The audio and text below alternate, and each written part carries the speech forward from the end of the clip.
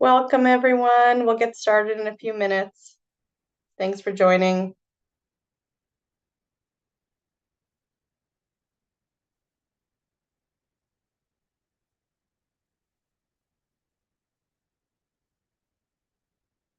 Thanks for being here, all. We'll start in about 2 minutes.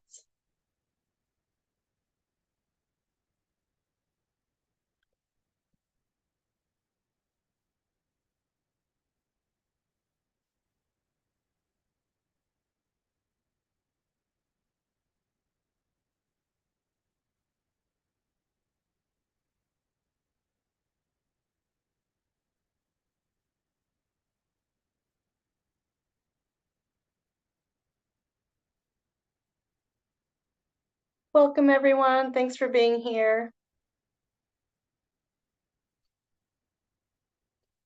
While we are waiting, if you wouldn't mind updating your participant name to include your affiliation, if you have one today, or if you're just a community member or utility customer, you can just indicate that.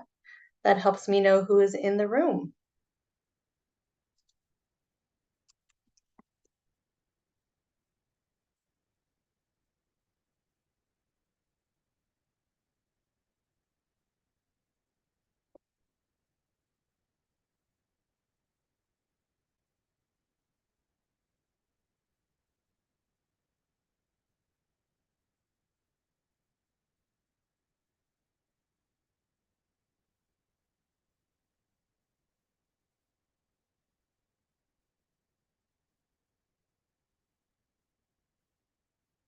Welcome, everyone. We'll get started in about a minute or two.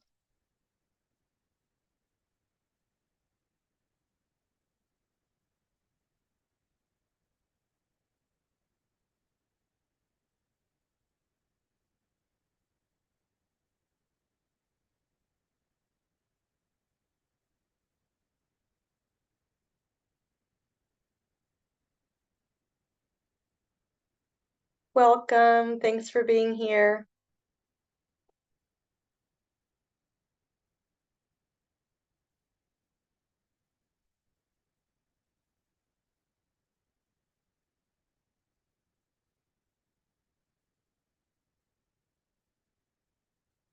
Welcome, everyone.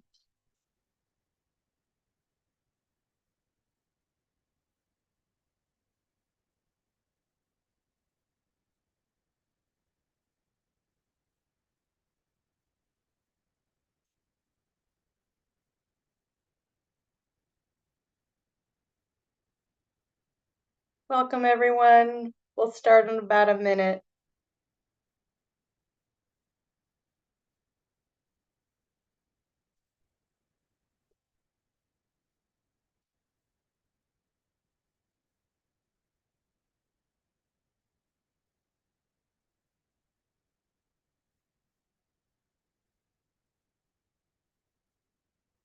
Well, I say we should get going, considering we promised you this would be a crisp hour and get you out by 5 o'clock. So for those of you who I haven't met yet, my name is Sophie Glass. I'm a facilitator with Triangle Associates, and I'm supporting PSE in their approach during this IRP cycle to have more accessible, more approachable webinars for the general public about energy resource planning. Today's focus will be on hydrogen. We had a pretty big RSVP list, so I'm expecting some more of you to attend and trickle in, and I'm looking forward to our discussion today. So next slide, please, Jack. So we are using Zoom webinar, and these are the tools that will be at your fingertips. Probably the most important tool right away is the Q&A tool. This is how you'll be able to pose questions as we move through presentations. So there's a few presenters today, and after each presenter, we'll pause and we'll answer the questions we can, and we'll flag anything that needs to be answered after the webinar. Then during the Q&A, during the public comment at the end, we'll turn the raise hand feature on, and then you'll have a chance to indicate that you want to have a public comment. So that feature will be on. And at this point, the chat is our ability to communicate with you all. And so we'll be putting links in the chat, resources, other things that can make it easy for you to follow up or follow at home.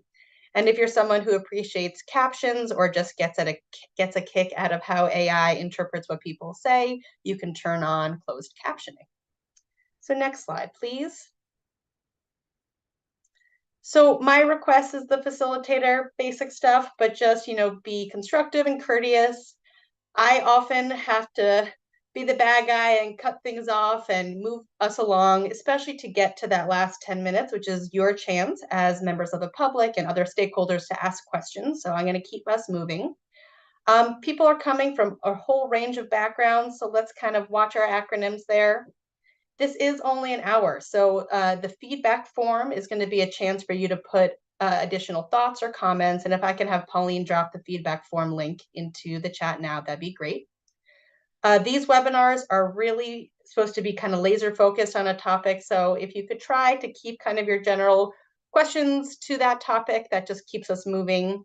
And yeah, the public comment period, I'm watching the clock, 4:50 is when we'll shift to that. So thank you for that. Next slide. As many of you know, PSE begins all of its meetings with a safety moment. These are about winter holiday safety, so don't leave candles unattended, don't daisy chain extension cords, to plug space heaters directly into a wall outlet, not extension cords. I did not know that. That was a aha for me. Don't leave cooking or baking unattended, and keep holiday plants that could be poisonous away from pets and children. I don't think I can pronounce poinsettias, so we'll keep it as poisonous poisonous plants. Okay, next slide.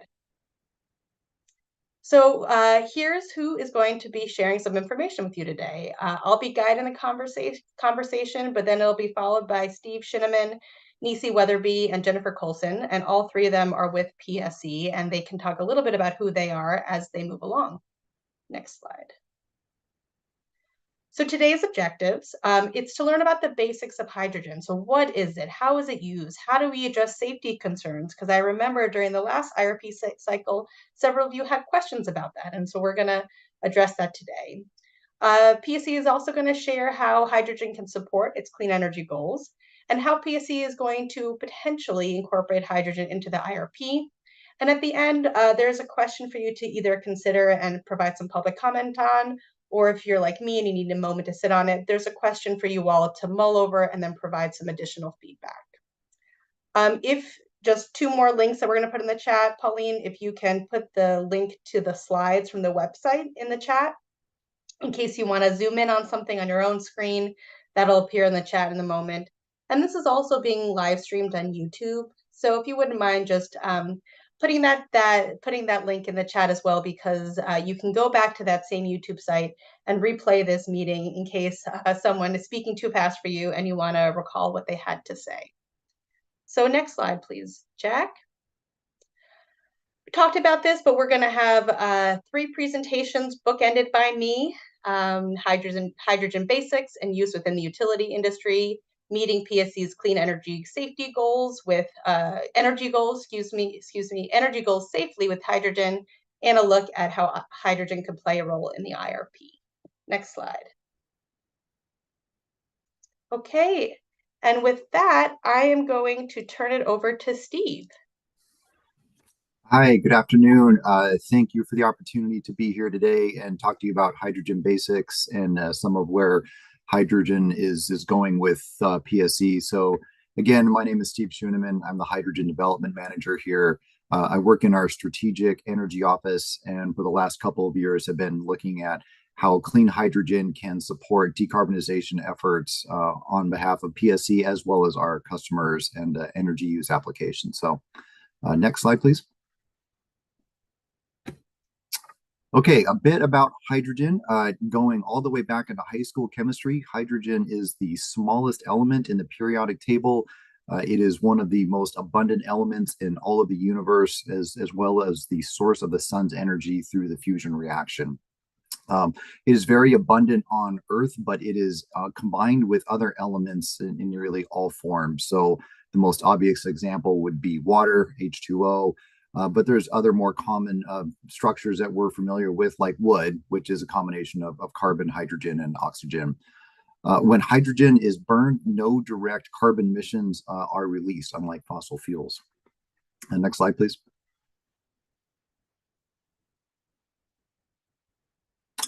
So renewable hydrogen has a definition in the RCW, and really it means renewable, produced using renewable resources.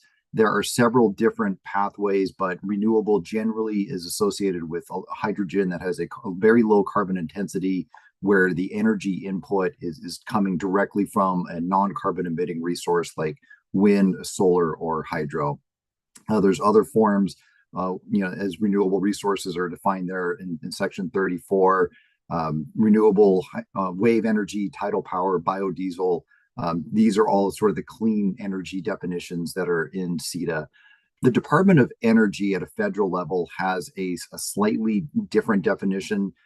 They agree that renewable hydrogen does come from renewable sources, but their definition opens up additional pathways of production that reflect energy sources and feedstocks from that may be more prevalent across the country. But the production pathway is what matters, and how they come to a definition of clean hydrogen. And that is produce a production pathway that produces less than 2 kilograms of CO2 equivalent per kilogram of hydrogen produced. And that's in the National Clean Hydrogen Production Standard. I believe that's recently published by the Department of Energy. Next slide, please. So looking at the production pathways of how we take hydrogen out of the combination with other forms in a molecular form, and how we make it elemental hydrogen. The most common form today is gray hydrogen. That is generally known as steam methane reformation of natural gas. That's how 99% of all industrial hydrogen's made today. It does have a very high carbon footprint. That is a combination of natural gas and steam at a high temperature. The hydrogen is liberated, and this carbon is released where it reacts with oxygen. So as over time, we're seeing a shift on the national perspective over towards blue, where it's the similar process as gray hydrogen, but those CO2 emissions are then captured and then generally buried underground in geologic formations. What's newer on the scene is turquoise hydrogen and green hydrogen. So green hydrogen is what we're talking about predominantly in the Northwest, where we can use abundant renewable resources to separate water in the electrolytic reaction into hydrogen and oxygen. Turquoise is a very new and emerging technology where natural gas is fed into a high temperature reactor and the molecule is broken. It's a non-combustion process. So the hydrogen can be separated out and collected and used for industrial decarbonization or other feedstock applications. And the carbon is captured in a solid form.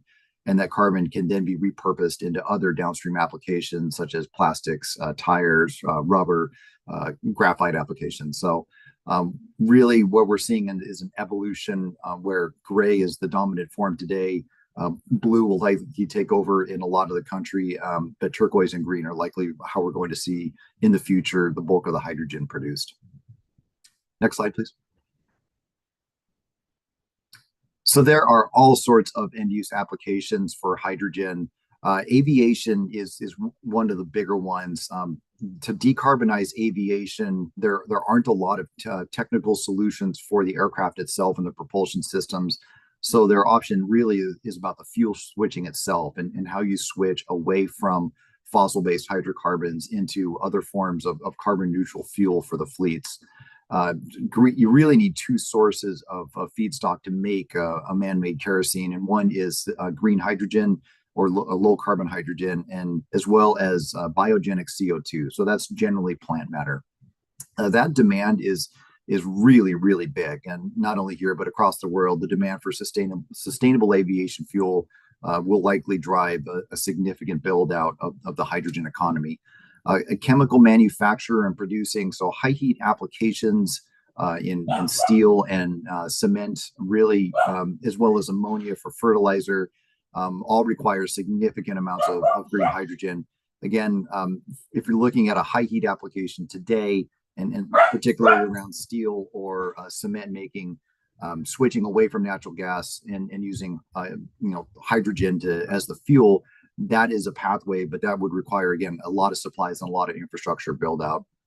And in shipping, green hydrogen, again, can be used as either an ammonia or in a methanol form. to help decarbonize the fuel itself. There aren't a lot of options for ocean going containers. So really, we're seeing those are probably the dominant markets moving forward.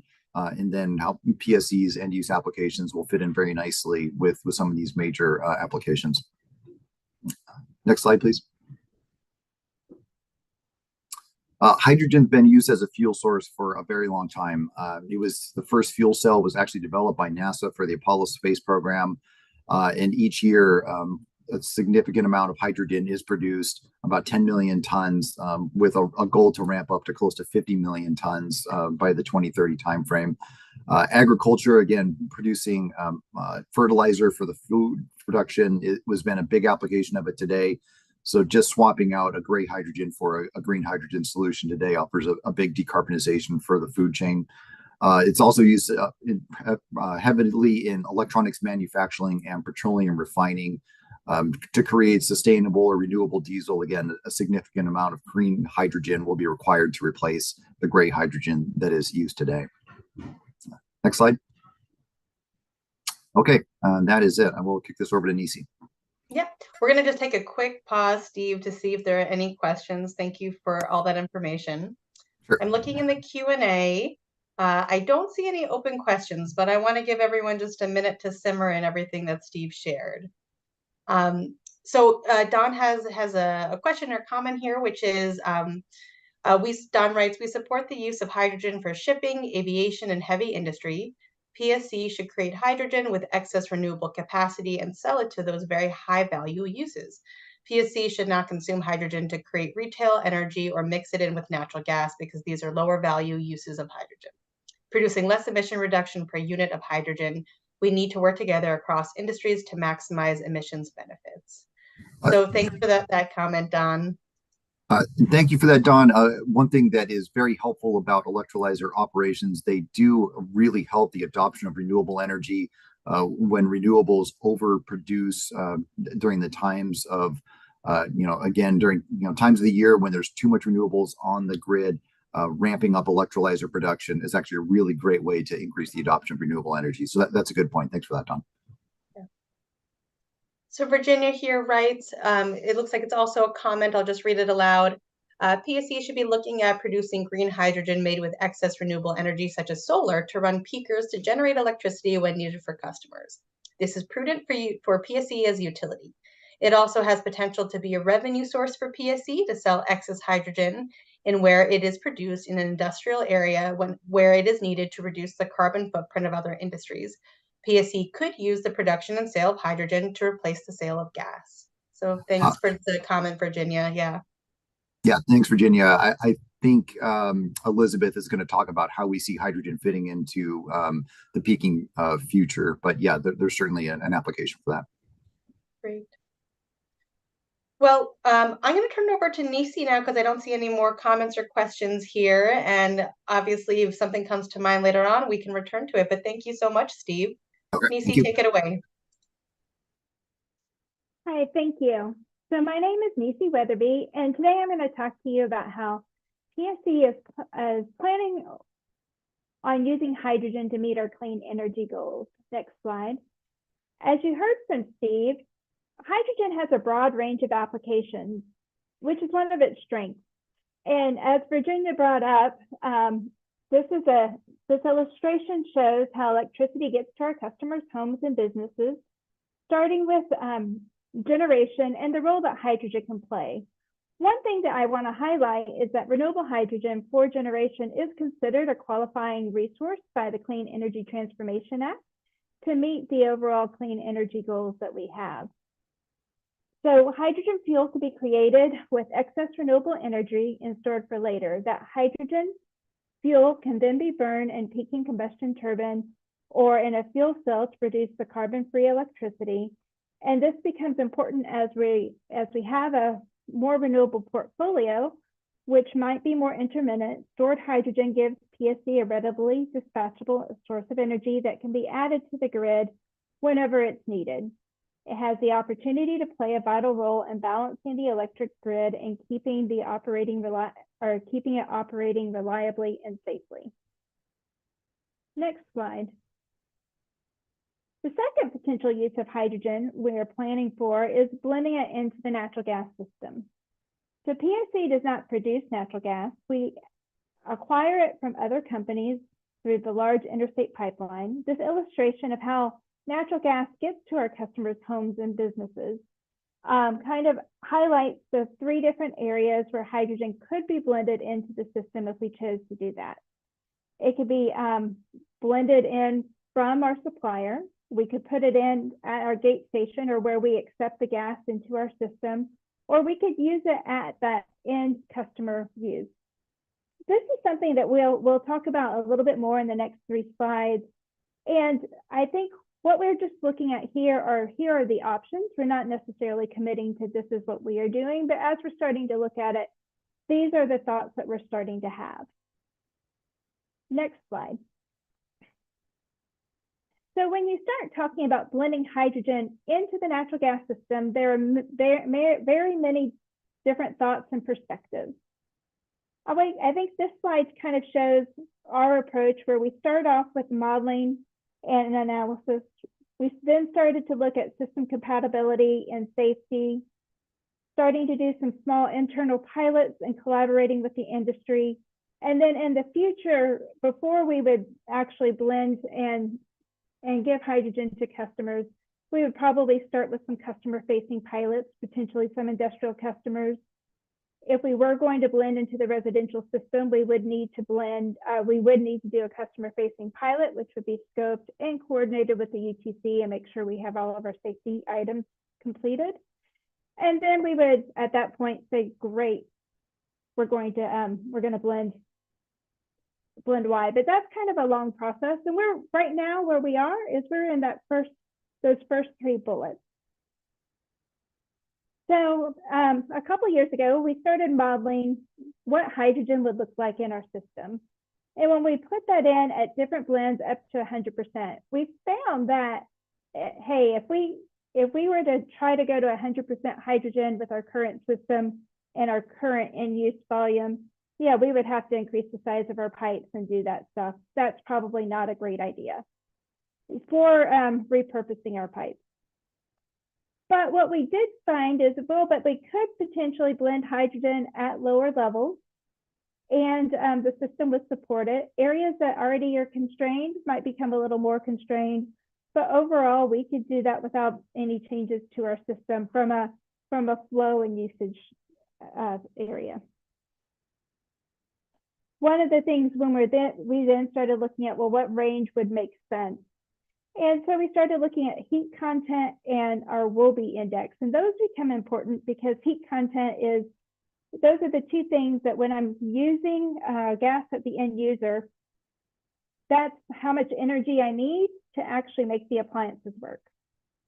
And so when all that was kind of looked at, and based on our tariff of having a 985 BTU content, we decided that, the most we would be comfortable doing at this point would be 15%. We would have to do a lot more research, and there's a lot more that would have to be considered for the system. But at 15%, we could blend, we could still meet our BTU requirements. And so that's where we kind of set our initial target. Now, I think one thing in our mind, kind of the rough estimate is 15% blend of hydrogen, because of the different weights and things, would be about a 5% reduction in emissions. So next slide. So then we start talking about safety. And this is where we really get into the interesting conversations. I don't know about you, and when you kind of hear about hydrogen blending, you start to hear about things like explosivity rates. In natural gas, you would have a range between 4 and 15% where natural gas can ignite if there is a spark. What that means is if I have less than 4% natural gas, or if I have greater than 15, if there was a spark, nothing would happen. There's just kind of that range.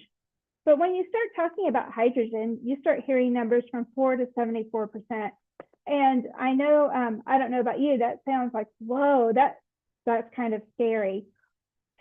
what research is starting to show is at those ranges, that's true, but if you're kind of in that 20% or lower, it really doesn't increase your risk from natural gas. And that's because hydrogen is so much lighter that it kind of, it just moves through the air in a technical term. But what we're learning is that as long as you're at that 15% or lower, it's still good. Now, I think, and of course, my last bullet is kind of the accumulation. One thing for PSE that we have to pay attention to, though, is those areas of our system where we would be nervous about gas accumulating. That is something we would still need to determine, and we'd still need to evaluate before we would put hydrogen into it. I think the next thing that we would talk about is material compatibility. You know, one of the things that's coming out of the research and with the high blend study is that the transmission lines, we know that if you have steel and you're operating at higher pressures, that you can have higher leaks and cracking that need to be considered. At the distribution system, it does not seem to be as big of a problem. Now for PSE, when I'm looking at our system, we have about 13 miles of transmission that is within our distribution system. And so we would need to be, that would probably feed into our injection strategy. We need to understand those pressures, and we will continue to look at that research coming in. But that would be an area of concern for us. The rest of the distribution system, the pipes seem like they would be okay. There is still some questions on some of the material that we're continuing to investigate. But this is where we start to go. We believe that those things that we are concerned about from our integrity management programs for natural gas would be the same things we would want to make sure are addressed for hydrogen. But at this point, we aren't seeing necessarily any new ones that we would need to add, but we're still researching. And our right now, with our friends at PHMSA, are in the process of going through the Pipes Reauthorization Act. I bring that up because in there, we expect to have a study coming out that will be required a year after the act is signed that will kind of talk about what gas utilities would need to do to be able to blend hydrogen into their system and what considerations they would need to make sure they account for. When we start to look at end use applications and customer appliances, there are different studies, but the last one I read was saying that in that 15 to 20% range, once again, you're okay. Once you get above that, you have to start tuning your appliances, and you might need special appliances. So we're starting to see a trend of most people are saying the low blends are okay. Now, I think the question I would have, or one thing I would expect you guys to ask me would be, well, wait a minute, Nisi. The California Public Utility Commission said that only 5% by volume is okay. Why are you talking about 15? And then I would have other people say, hey, wait a minute. I heard that Hawaii Natural Gas has had hydrogen in their system since the 1970s, and they operate between 12 and 17%. And well, what's the truth, and what do you do? And I'm like, oh, those are all fantastic questions. What people are actually starting to say now is it's really kind of system dependent, and each utility really has to understand their system and what blends would be comfortable. And so I'm just kind of walking you through some of our thought process, but before we would actually start this with customers, we'll have answered every single one of those questions. So let's go on to our next slide. So now we're talking about our pilots and what pilots have we done. So if I start with my my customer appliances, or my first pilot, back in 2020, I did a pilot with customer appliances at our training facility. And what we did there was we blended hydrogen at 5, 10, 15, and 100%. And we kind of looked at flame characteristics. We used the tools that our current field employees have to see, hey, Would they work? What do we know? What do we need to make sure we're paying attention to? One of our key takeaways there was we had some false positives on carbon monoxide from our leak detection equipment. And so we would definitely need to address those. And there's some technologies out where you can exchange and fix that at this point. But overall, at those lower blends, it tended to work fine. The next pilot we did was we said, okay, well, let's take some common parts that we have in our system and let's run them in a small system on hydrogen and let's look at the materials. We sent the materials off to be tested. We only did it for 90 days, but the preliminary thing was kind of like, okay, and that was just getting us comfortable. There are much more robust studies going on in industry right now that we are leveraging that information. Right now, we're in the process of planning for our third pilot, which is an electrolyzer. Now, I'm speaking as PSE as a whole, not the manager of gas system integrity as I'm talking about this. This is one where we're actually partnering between the two groups, and our generation folks are getting an electrolysis unit, and they're going to produce green hydrogen, and we're going to use it for electric generation cooling.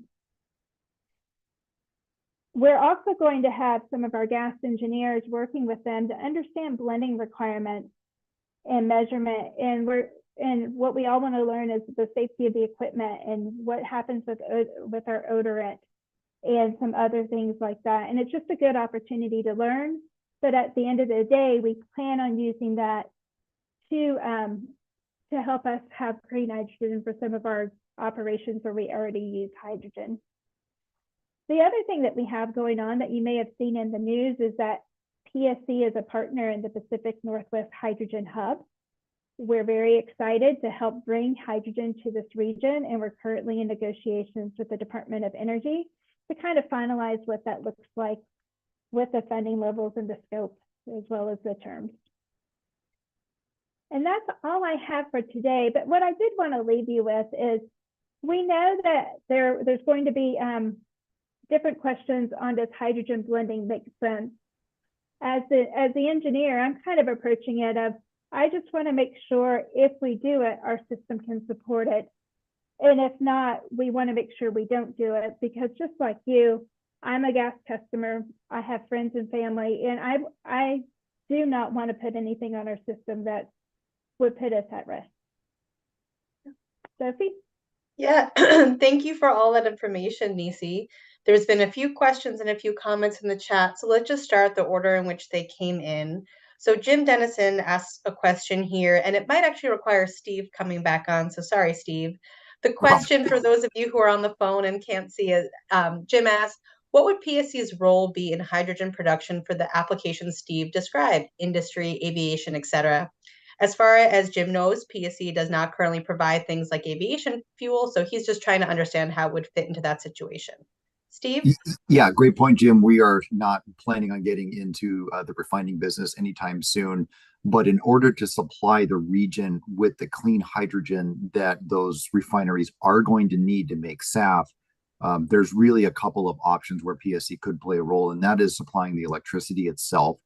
It is a tremendous amount of electricity, on the order of several gigawatts, to be able to create the hydrogen. And that would probably be in a scenario where the electrolysis is located at the refineries. So power comes in, they're able to make their own hydrogen and then create SAF. The other way is via pipeline. So if the demand exceeds our ability to supply locally, what we can do through our wires and renewable resources in the Northwest, there is a pathway for additional supplies to fill out and really bring in pipeline along existing transmission routes from out of state and take advantage of electrolysis that may be occurring in other parts of the country and bring it to the Northwest to meet the demand. So part of it is an electric supply issue. Part of it might be a new transmission infrastructure where PSE could play a role in helping develop that. Hopefully that helps. Thank you, Steve. So the next question came from Christine, and Christine asks to have some of the safety research sources that Nisi mentioned. Nisi, my assumption is that you don't have a bunch of links pulled up right now. You can throw in the chat. So I was thinking this could be something that you could provide in a feedback report, unless you have something that you could put in the chat in the next, half hour. I will see what I can do. I think I have 3 that I can put in, but then we'll provide a more robust list of our sources. Excellent. Thank you for that.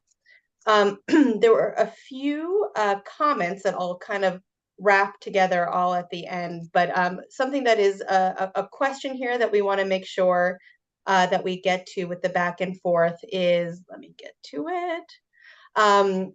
Don writes, I see a lot of work to blend hydrogen safely, and that is going to cost customers. When you look at the amount of emissions reduction compared to other strategies, this looks too expensive.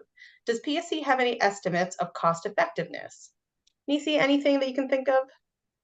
I actually, let's revisit that question after Jen talks, because that will be part of our decision analysis as we're going through the IRP process.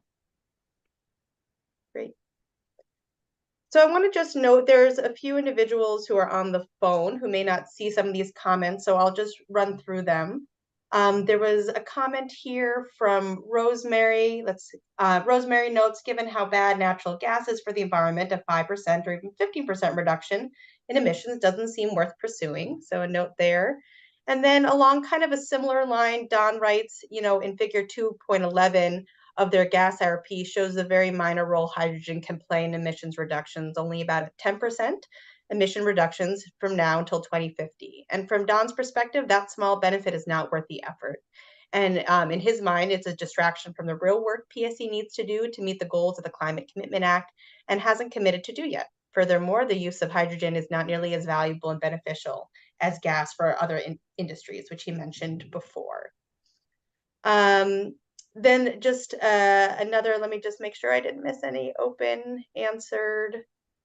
I think we've covered the comments and the questions, and let's see if there's one come in. So there's one more question from Virginia. I'm going to, it's a biggie. I'm going to look at this for a moment, Virginia, and let's see if we have time to answer it now. So Virginia's questions about pruning the PSE gas pipeline system in a previous webinar. PSE moved that one to a feedback form. PSE responded by saying that the law required PSE to supply gas. And so Virginia is saying the IRP is a 20-year plan, and it should be obvious to PSE that the law requiring it to supply gas everywhere is likely to be changed. Not considering that's a possibility in the next 20 years is not prudent, especially when the legislature and the UTC have begun looking at it. Adding hydrogen to the gas system is not prudent, as it both continues emissions beyond a reasonable time scale and increases the risk of disasters. So here's the question. When will PSE begin including an examination of a planned reduction in the size of its gas distribution system?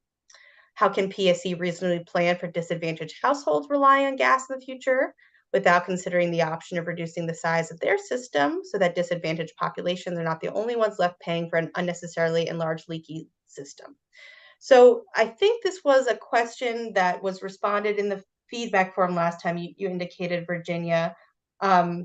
Let's see if we can perhaps come back to it once we've run through Jen's. I'm just looking at the clock knowing that we have 4:50 is my public comment time. So let's turn to Jen, and then let's see if we have time at the end. So Nisi, thank you so much.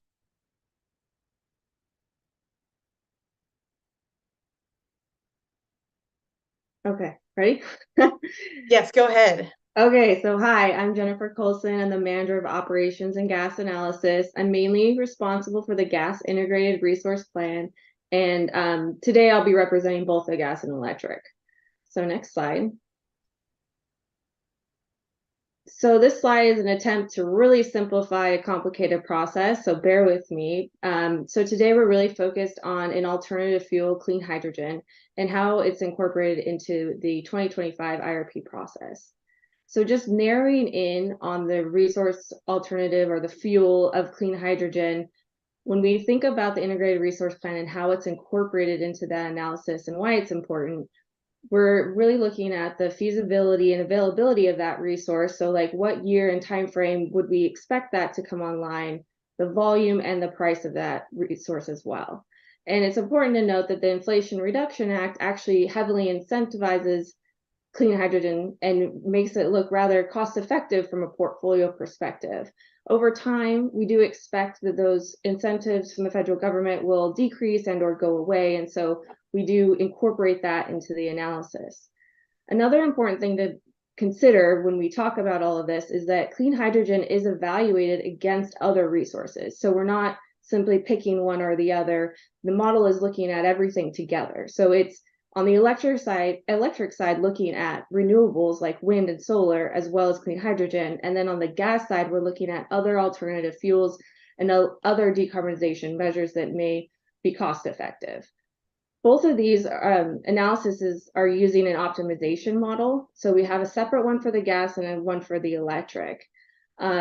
These processes are, there's a lot that goes into it. It's rather complicated, but at the end of the day, the results are looking at a 20-year plan, like was mentioned, and it provides a volume, a price, and an estimate of how much of each resource we would need to meet the demands within each scenario. And so something that was brought up around, reducing gas pipes or whatever, over the future, we do run scenarios.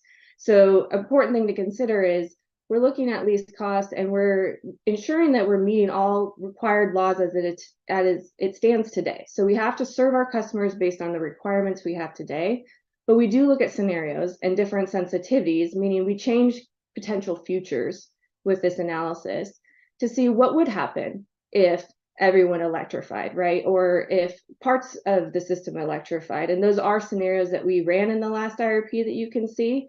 And the importance of that is it helps us determine how robust our plan is, because as you mentioned, it's a 20-year plan. So we don't have a crystal ball. We don't know where the future really lands. But what's important is really the near term of this plan. And I keep saying plan because it is just a plan. So it's not a detailed shopping list where I say I'm going to go get Fruit Loops. I'm just going to go get cereal. And I don't know exactly what kind of cereal I'm going to get because it depends on what the market has to offer me. So the outputs of these models is the volumes of different resource, and the importance of clean hydrogen and the inputs is really around the targets that it sets. So again, it may not be so specific to say I need this much hydrogen. It's just going to say I need so much of a renewable fuel that meets this need that I have. And then that's where it moves over to the out of scope piece on this slide regarding the request for proposal. So at that point, we may have identified within the next 3 years from the output of this analysis that actually I don't have enough resources on my side to meet the customer demand. So I need to go shopping. And the request for proposal goes out to the market. It can be very specific if we choose to do so. And I think we have done that in the past. Sometimes that works out great and sometimes it doesn't. And we have to go back, right, and be less specific because the market just doesn't have what it is we're asking for. But the intention isn't to be terribly specific, right? We're trying to hit the targets and the requirements of the plan.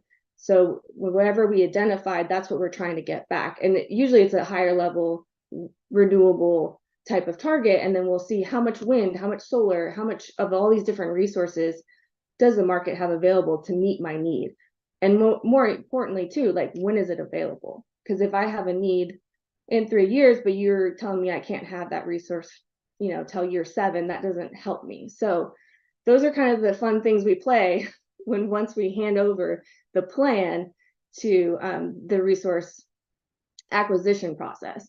And once that proposal process kicks off, there's a detailed analysis that goes into that whole thing that's separate from the IRP that's really important and requires prudence to ensure that we're making the appropriate decision for the customer and for PSE at the end of the day to serve you with that energy.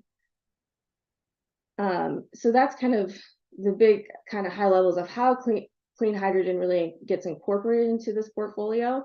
As it was mentioned in the prior comments regarding the 23 IRP, we did put I guess let's go to the next slide and maybe that'll address some of those other comments. So, a big reason for this conversation today, as Sophie mentioned at the beginning, is just really talking more about the different alternatives and fuels that we have in the integrated resource planning process. And in the 23 IRP, we did model clean hydrogen in the analysis. And something that Dawn brought up was that it was selected in the gas portfolio. And that was because it was cost effective. So the optimization model evaluated all the different alternatives as well as the CCA and determined that investing in that much hydrogen based on the prices and volumes that we at the time had the best information on for that market, it deemed that volume to be cost effective and appropriate for PSE to incorporate into the model. Again, it wasn't offered until 2030, so it didn't come in the next few years, but at 2030 and beyond, it did pick up the hydrogen in the model that we offered. These assumptions and this analysis is everly changing, right? As soon as we publish something that's out of date, because that's just the nature of the work that we're in. But we've been working, as you saw, Steve has been doing a lot of work in the industry to figure out where we are with hydrogen. And so we'll continue to refine these assumptions as we build upon this analysis for the 25 IRP and hopefully get even better numbers as this technology continues to evolve and get more movement in the market itself. So part of this process today and the feedback that we're trying to help address and fill the void is just really talking through the concerns of hydrogen, the cost, availability, and feasibility of those that we have today. I think that's all I had. All right. Thank you, Jen. Yeah. I think that was a lot of content in a short amount of time. We have one question that I don't know if you can answer on the spot, or I think maybe even Steve might be a good candidate to answer the question.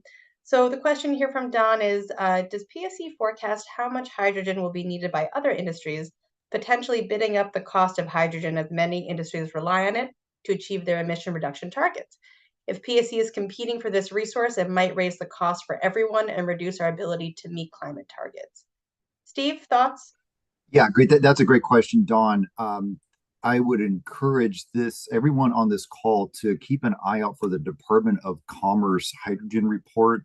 It was commissioned out of Senate Bill 5910 a couple of years ago that created funding for the Hydrogen Hub. We got a preliminary look at it through the Renewable Hydrogen Alliance a couple of weeks ago. I don't want to misrepresent their numbers, but it is substantial. I think it's in the 250 gigawatt range or to gigawatt hour range. So it is a tremendous amount of energy. And so the question then becomes, how do you pay for it, and how much is going to be, can we meet demand? I think that's a question that the region is going to have to wrestle with at a policy level issue. It is much bigger than PSE. This is really about how much energy and transmission capacity we have, not just in PSE, but within the BPA system, as well as all the other local public utilities, if we really want to take meaningful steps to decarbonize, particularly SAF. How do we do that? If we're able to do that, PSE's applications are very minor in relative comparison, and the economics become much, much better for everyone. If we don't build out the capacity to generate it, it will probably be too expensive for the foreseeable future, and only those markets that can afford to pay a premium will end up adopting it. So again, it really cuts down to how we want to decarbonize multiple industrial segments. PSE would fit in nicely with common carrier models on how we start to get down to high heat applications, industrial processes, really, and how we supply those refiners. I think that is sort of the big question that's facing us. But that report should be out in a couple of weeks, and I would definitely encourage people to look for it. Great. And I think it will be a public report, right, Steve? It will. Yeah, it'll be I know public. Don and others want a reference to that report. We'll add it to the feedback report once it's public. So Meredith, you can make a note that that's an item for the feedback report. Very good. We have 3 to 4 minutes for other questions from you all. Questions on what Steve shared, Nisi shared, or Jen shared. Covered a lot in a short amount of time. Just going to pause for a minute. And I want to say, Jen, thank you for your cereal analogy. As a lay person, I really could understand that. So I'm all about the metaphors. Other thoughts or comments? And if not, we can perhaps move to public comment a few minutes early. All right, Pauline, will you activate the raise hand feature? Done. Beautiful. Okay, so now we're able to raise hands, and I'll just take everyone in the order in which they are coming in. And I see Don's hand and Just for those of you who are new to the webinar format, I think we have a number of folks online as well as viewing on YouTube and here in the virtual room. Kind of the policies for these public comments follow general public meetings, which is everyone gets 2 minutes and we kind of have one 2-minute segment. So with that in mind, Jack, I'm going to stop sharing your screen and pull up my handy dandy timer. And Pauline, can you promote Don so that he's able to come on camera and speak if he likes? Hi, can you hear me? Sure can, Don. Yeah. Yeah, so I really liked Steve's answer to my question about how other industries are going to use hydrogen, and that it really is a bigger question than just PSE can tackle all by itself. It's complicated.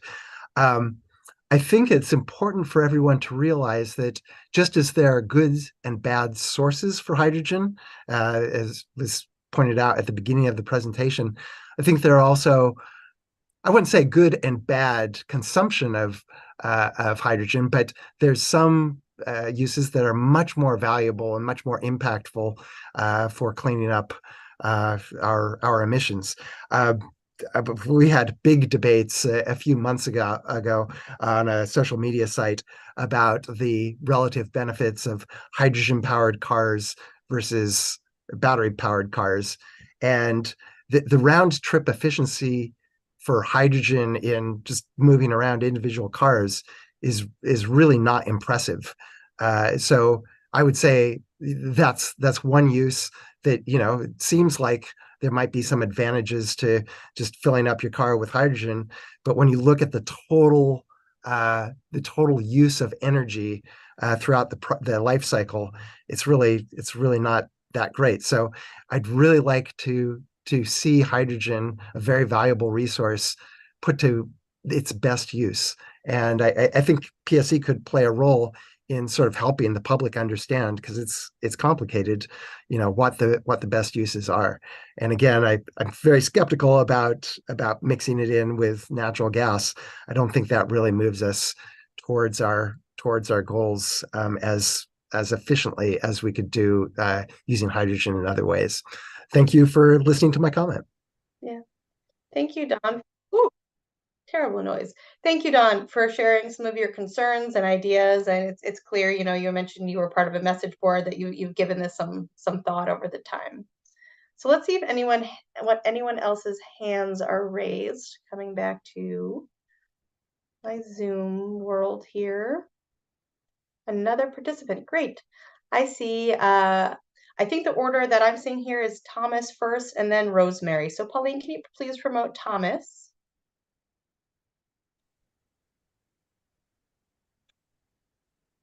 Hello. Hi there, Thomas. We can hear you. Okay, good. In one of your last slides, you mentioned hydrogen as a bridge to electrification, but hydrogen's not treated as a bridge to complete electrification in the 2023 gas IRP. In that that was included, shows significant amounts of gas and hydrogen being used through 2050, when all carbon emissions should end. For the 2025 IRP update, there should be a new scenario in which the gas distribution system is progressively pruned back, converting whole neighborhoods one by one from gas to electricity for heating and cooking. In that scenario, that new scenario, hydrogen blending would only be useful for those parts of the system that are converted later in a gas phase-out period, leading up to. Oh, Thomas, you just cut out. In 2050 or sooner. Oh, am I cut out now? Yeah, I'll stop. You cut out like 15 words ago. Can you just repeat those? Okay. In the new scenario, hydrogen blending would only be useful for those parts of the system that are converted later in a gas phase-out period, leading up to zero emissions in 2050 or sooner. By 2050, no more gas, no more hydrogen blending would be used as electrification is completed. The pruning approach would also improve the cost effectiveness of electrification by progressively reducing maintenance and replacement of the gas system as it is pruned away. And such a scenario could help inform legislators and regulators who are now considering modification to PSE's obligation to serve. Thank you. Just 2 minutes. Yeah. Thank you so much, Thomas, for those comments or for your willingness to rewind a little bit so that everyone, especially those on the phone, and noting those on the phone, if you would like to raise your hand, even in the Zoom environment, you can press *9. So *9 for any of the phone participants to raise your hand. So let's turn to our next public commenter while the phone participants and others see if they want to be the next in line. So Rosemary, please, let's make sure we can hear you. Hello, can you hear me? Yep, we can hear you, Rosemary. Please go on. Hi, I just wanted to repeat the comment that I made in the question and answer, that a 5% reduction in emissions doesn't seem worse, or even 15% doesn't seem worth adding hydrogen, especially as this could be used as a reason to perpetuate the use of natural gas, which is clearly a strong emitter of greenhouse gases. That's all I have to say. Great. Thank you, Rosemary. Thank you for your participation earlier in the meeting and sharing some of your concerns and ideas there. Anything else while you have the floor? No. Okay. I do have one question, which is that I know that there is a bill that is likely to be before the Washington State Legislature, which was before the legislature last year, which would actually end the requirement on PSE to provide gas. And I am wondering how far PSE is planning for that eventuality. And I realize that's more of a question than a comment. But yeah. Thank you, Rosemary. We won't be answering that now, but we could potentially answer that in the feedback form. I'm realizing that I was negligent in sharing a prompt that PSE had for you all, which perhaps could lead to 1 or 2 more public comments. So Jack, can I ask you to share the screen one more time? So this is a prompt. PSE has heard from you all that the participants in these public webinars, a lot of you have a lot of experience in the world of energy resource planning, and so they want your opinion and feedback. So you go to the next slide, please. So here's let's get to the question, and I'll go back in time. Okay, here's what PSE is wanting to hear from you all as webinar participants. So can you please share how hydrogen can support PSE's clean energy goals and current and future hydrogen pilot studies? And then to what degree should PSE model blending hydrogen into the natural gas system as a way to decarbonize our gas system and bridge to electrification? Some of you actually spoke to that directly already.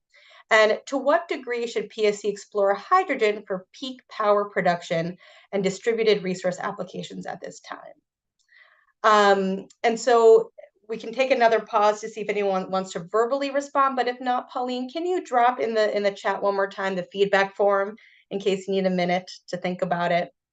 So in the feedback form or live, responding about questions about how hydrogen can support PSE's clean energy goals, and to what degree should it be blended, and to what degree should it be addressed for peak power?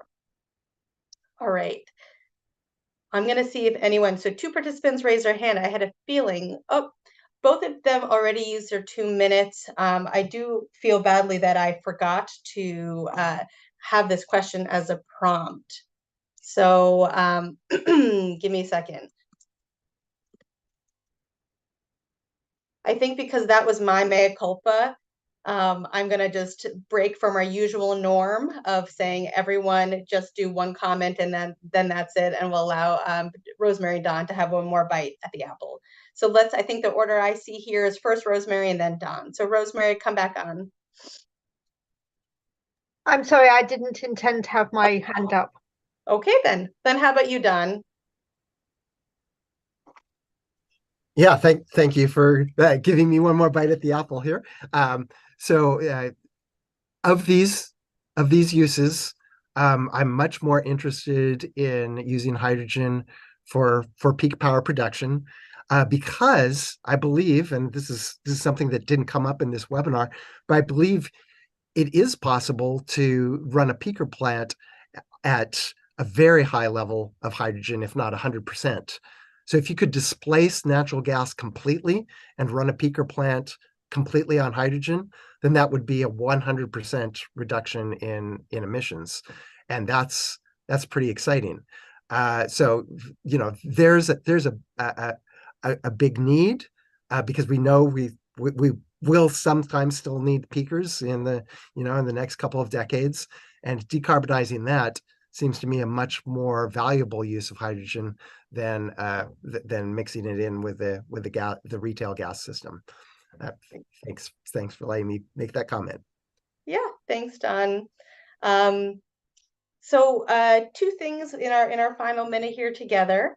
Thank you. I think this was just noted in the chat here. Excuse me, but Thomas, if you could just send an email to the IRP email address, just because you were cutting out, and that allows us to capture everything from the notes.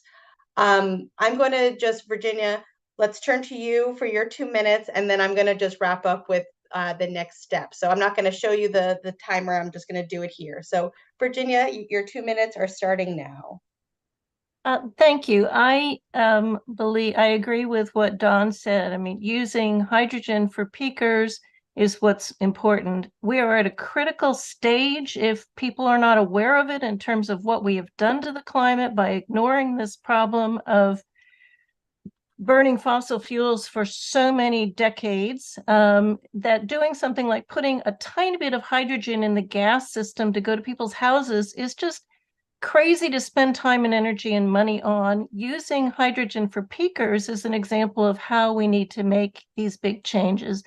And I support the other comments that people like Thomas have made. And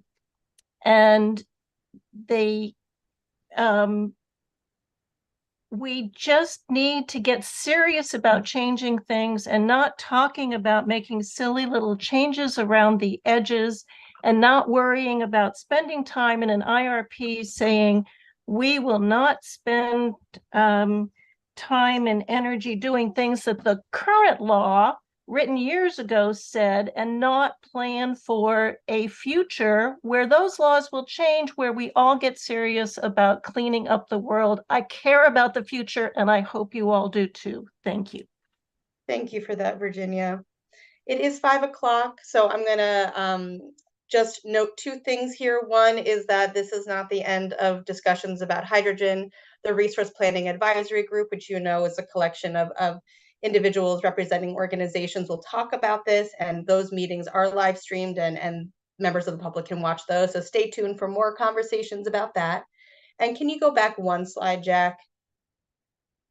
So here are the upcoming activities. If you want to hear and follow along with the RPAG, it is December 12th is this upcoming meeting. And again, you're welcome to observe. And at the end, there's also public comment. So December 14th is when the feedback form closes. So those prompts we just provided you or any other ideas, please send them to PSE through that form. If forms are not your thing, the IRP email address works great too. And then on December 15th, that's a deadline that PSE is holding right in front of them, which is their revised work plan is due to the UTC that day. So in any case, I want to thank everyone. This was a really informative webinar. For my sake, there was a lot of really good informed comments and questions. And I thank you all for spending the last hour of your Thursday with me. And we'll see you all in 2024 for the next series of webinars all. So have a safe end to your holiday season, and we will talk to you all soon, I hope. Okay, thank you all. Take care.